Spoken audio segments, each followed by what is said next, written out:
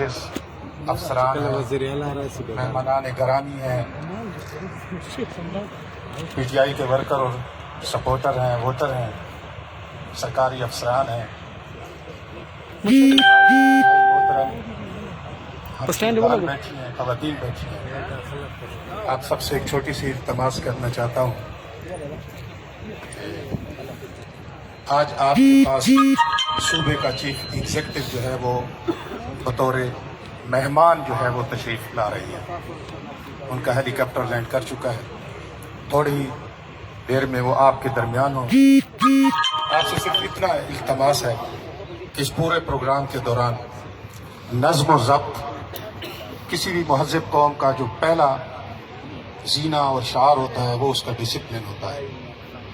ایک ڈسپلن، دوسرا آپ سب جانتے ہیں کورونا کے حوالے سے SOPs ہیں، اور خاص کر جہاں پہ اعلیٰ ترین سرکاری عمائدین موجود ہوں وہاں اس پہ امپلیمنٹیشن کس طرح کی جاتی ہے. مہربانی فرما کے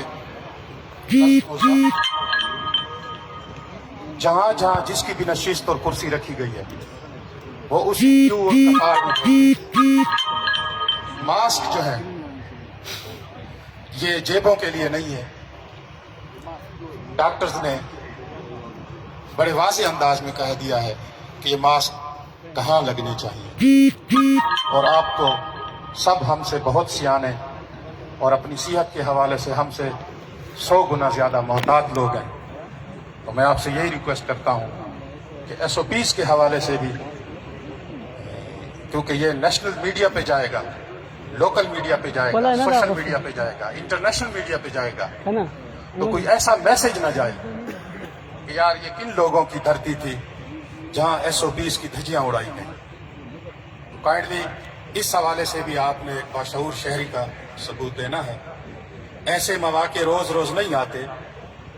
صوبے کا جو امیر الوزراء ہوتا ہے وہ کبھی کبھار علاقے کے لوگوں کا مہمان بنتا ہے، تو وہ اچھی یادیں لے کے جائیں آپ کے رویوں کے حوالے سے.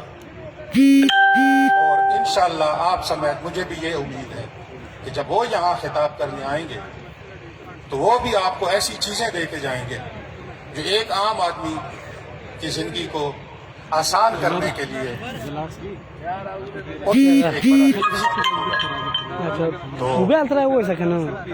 جو بھی مناسب وقت ہو حوصلہ افزائی کا، داد و تحسین کا، تو اس کا ثبوت جو ہے آپ نے اپنی ہتھیلیوں کی گرمی سے دینا ہے.